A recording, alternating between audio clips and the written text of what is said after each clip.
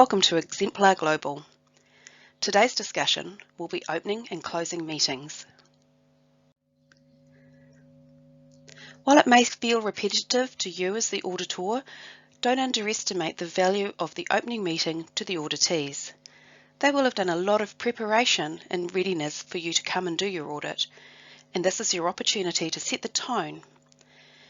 While technically you're there to share the audit plan, on a more subtle level, you're actually there to start building trust between the auditor and the auditee and to help reduce any anxiety there may be about what is to come. Things to consider is understanding the differences within your audience. You're likely to have people who are quite senior through to people at a more junior level. You're likely to have people with an intimate knowledge of the standard that you're auditing and others who only have a higher level view of what it is that you will be auditing. There'll be some very experienced people in the audience, whoever it is that you're undertaking the audit with and who is leading you through those days. But there will be others who have never experienced an audit, and the levels of anxiety in the room are likely to be quite high. Here are some considerations for you in going into those opening meetings. Do consider your tone. While some people find being authoritarian helps calm their own nerves, that type of approach may actually increase the anxiety of those in the room. Friendliness is generally a very good way to start your audit. If the audit is quite complex, just remember who your audience is, and it may be better to give a high level view, a little more strategic. You can go into those details once you're sitting with the person who will be hosting the audit. And above all else, demonstrate respect.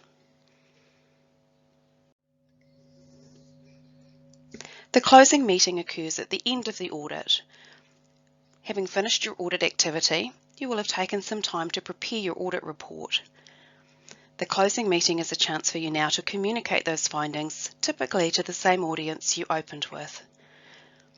During this meeting, you get to acknowledge the auditees, address any questions that may arise, and clarify the next steps for the audit process. Things to consider in your closing meeting. Factual statements. You will have taken some time during the audit reporting session to ensure that you have written a verifiable and fact-based audit report. It's important to stick with those facts when you are describing what you've seen to prevent anybody getting anxious or upset about the information that you're presenting. During that closing meeting, ensure that you acknowledge positives as well as anything that you've found requiring improvement.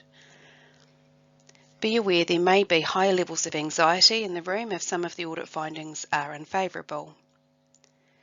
This is an opportunity to resolve any concerns, but ideally you would have addressed those prior to the closing meeting. It's important that the closing meeting remains professional.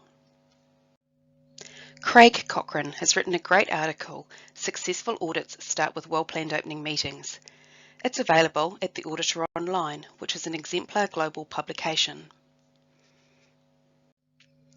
If you would like more information about how Exemplar Global can support you throughout your auditing career, contact us at exemplarglobal.org. And do join the Exemplar Link community on exemplarlink.org.